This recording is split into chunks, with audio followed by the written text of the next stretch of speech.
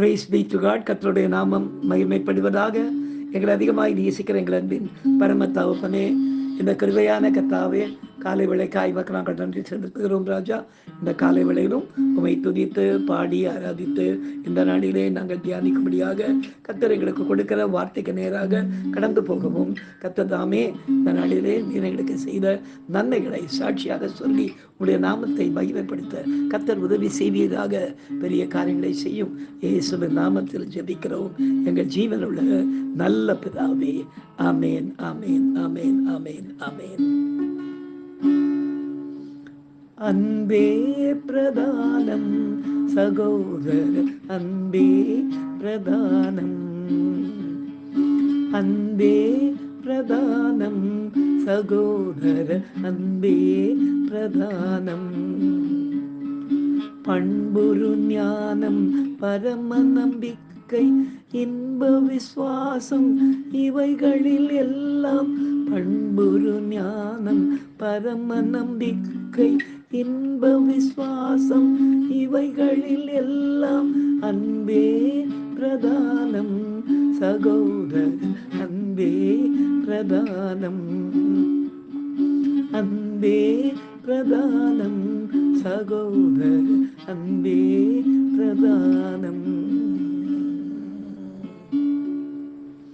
என கருமையானவர்களே, இந்த நாளிலே நாம் தியானிக்கும்படியாக கர்த்தர் நமக்கு கொடுக்கிற வார்த்தைக்கு நேராக நாம் கடந்து போவோம். பிரியமானவர்களே, எடுத்து வாசிக்கலாம். அப்போஸ்தலனாகிய யாக்கோபு எழுதின நிருபம் 1 அதிகாரம் 27 வசனத்தை நாம் வாசிக்க கேட்போம். திக்கற்ற பிள்ளைகளும் விதவைகளும் படுகிற உபத்திரவத்திலே அவர்களை விசாரிக்கிறதும், உலகத்தால் கரைப்படாதபடிக்கு தன்னை காத்து கொள்கிறதுமே பிதாவாகிய தேவனுக்கு முன்பாக மாசில்லாத சுத்தமான பக்தியாய் இருக்கிறது என்று எழுதப்பட்டிருக்கிறது. பிரியமானவர்களே, நாவினால் மாத்திரமல்ல, நமது கிரியைகளினாலும் நாம் கர்த்தருடைய பிள்ளைகள் என்பதை நாம் விளங்க பண்ண வேண்டும் என்று வேதம் நமக்கு சொல்லுகிறது. நாம் தேவனிடத்தில் பக்தி உள்ளவர்கள் என்று சொல்லும்போது, கர்த்தர் எவ்விதமாக நன்மை செய்கிறவராக இந்த பூமியிலே சுற்றி திரிந்தாரோ அது போலவே நாமும் நம்மால் முடிந்தவரை மற்றவர்களுக்கு நன்மை செய்ய வேண்டும். ஏனெனில் நற்கிரியைகளை செய்வதற்கென்றே கிறிஸ்துவுக்குள் கர்த்தர் நம்மை ஆயத்தம் பண்ணியிருக்கிறார் என்று வேதம் நமக்கு தெளிவாக சொல்லுகிறது அல்லவா. குறிப்பாக திக்கற்ற பிள்ளைகளும் விதவைகளும் படுகிற உபத்திரவத்திலே அவர்களது வாழ்வின் அவசிய தேவைகளை கூட பெற முடியாமல் கஷ்டப்படுவதை நாம் காணும்போது, நம்மால் இயன்ற உதவிகளை எவ்விதமான எதிர்பார்ப்பும் இல்லாமல் செய்ய நாம் பழகி கொள்ள வேண்டும். இதுவே பிதாவாகிய தேவனுக்கு முன்பாக மாசில்லாத சுத்தமான பக்தி என்று வேதம் நமக்கு சொல்லுகிறது. இப்படியாக உதவி செய்த ஒரு வேளையிலே அந்த காரியம் எப்படியாய் அதிக நன்மையாய் முடிந்தது என்பதை இந்த நாளிலே நாம் சாட்சியாக கேட்போமா? கர்த்ததாமே இந்த சாட்சியின் மூலமாய் மகிமைப்படுவாராக. கர்த்தருடைய பெரிதான கிருபையினாலே சபை ஆரம்பிக்கப்பட்ட போது கர்த்தர் என்னுடைய அழைப்பை குறித்து பேசும்போது, இந்த உலகத்தால் தள்ளப்பட்ட எல்லா ஜனங்களையும் நீ சிநேகித்து அவர்களை எனக்குள்ளே கொண்டு வர வேண்டும் என்று கர்த்தர் சொன்னதினாலே குஷ்டரோகிகள், நரிக்குறவர்கள், அரவாணிகள், பார்வையற்றோர், மீனவர், மலைவாழ் மக்கள், ஆதிவாசிகள் என்று வித்தியாசமான ஜனங்களின் மத்தியில் எல்லாம் கர்த்தரே என்னை கொண்டு சென்று அவர்கள் மத்தியிலே சுவிசேஷத்தை அறிவிக்க செய்து, முடிந்த உதவிகளை கர்த்தரே செய்து அவர்கள் ரட்சிக்கப்பட்டு சபையிலே வந்து சேரும்படியாக கர்த்தர் காரியத்தை செய்து கொண்டிருந்தார்.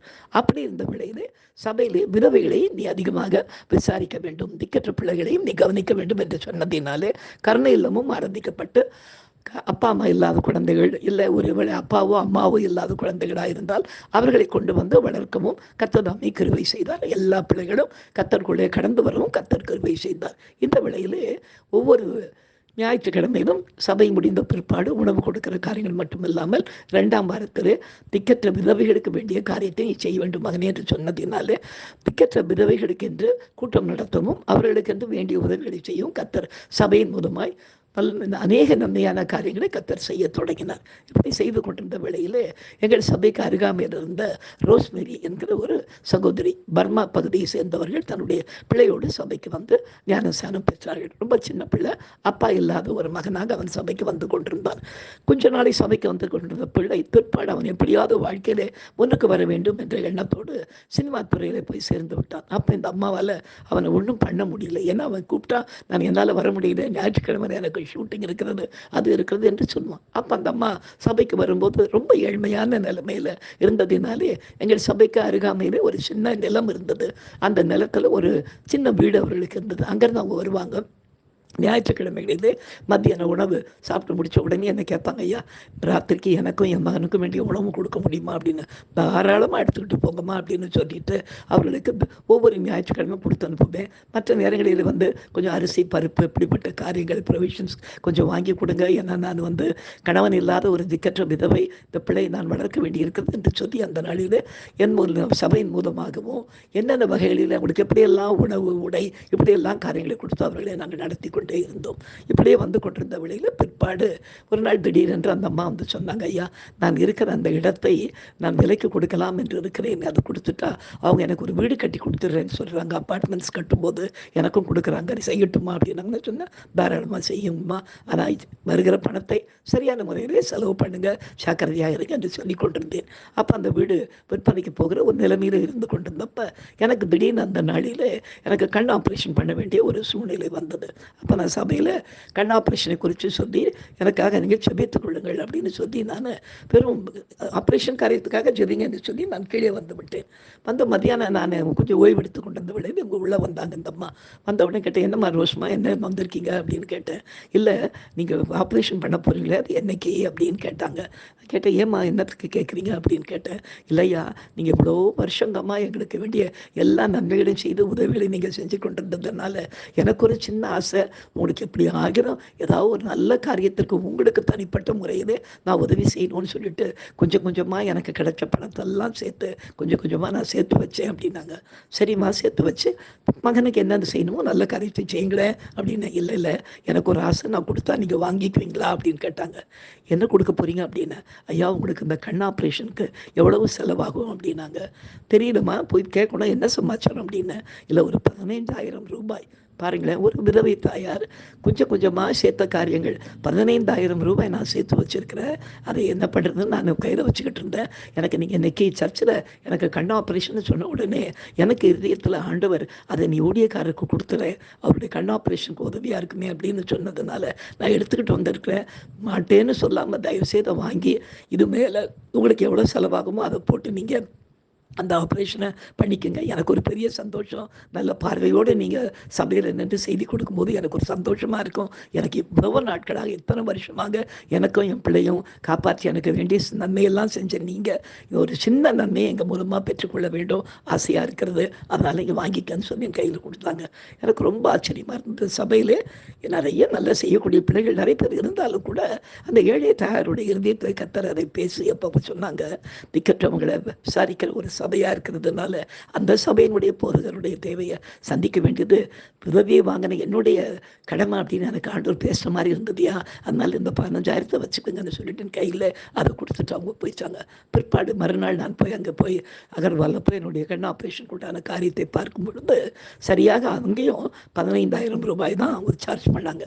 கர்த்தருடைய பெரிதான கிருபையினாலே அந்த பாட்டியம்மா கொடுத்த அந்த 15,000 வாங்கி அந்த நாளில் இந்த ஆப்ரேஷன் முடித்து கொண்டு வந்து சபையில் என்று அந்த நாளிலே அவங்க செய்த அந்த நன்மையை எல்லார் சபை மத்தியிலே சாட்சியாக சொல்ல கர்த்தர் கிருபை செய்தார். எனக்கு அருமையானவர்களே, நம்முடைய இருதயம் எவ்வளவு அன்பினாலே நிரம்பி இருக்கிறதோ அந்த அளவு கர்த்தர் நமக்கும் நன்மை செய்கிறவராக இருக்கிறார். கொடுங்கள், அப்பொழுது உங்களுக்கு கொடுக்கப்படும். ஆமைக்கு குதிக்கு சரிந்து விடும்படி நன்றாய் அளந்து மடியிலே போடுவார்கள்னு அவங்க எதை சொல்லியிருக்கிறது அல்லவா.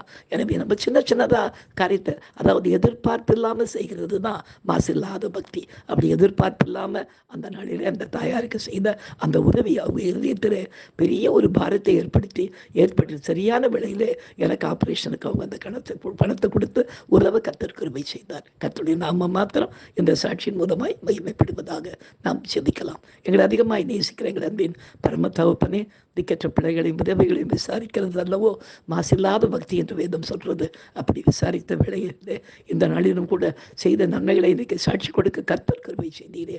கர்த்தர் தொடர்ந்து கர்த்தாவே இன்னும் அநேகருக்கு நாங்கள் உதவியாக இருக்க கர்த்தர்களுக்கு உதவி செய்வீராக. தொடர்ந்து எங்களை நடத்தும் இயேசுவின் நாமத்தில் ஜெபிக்கிறோம் எங்கள் ஜீவனுள்ள நல்ல பிதாவே. ஆமேன், ஆமேன், ஆமேன். God bless you. Thank you.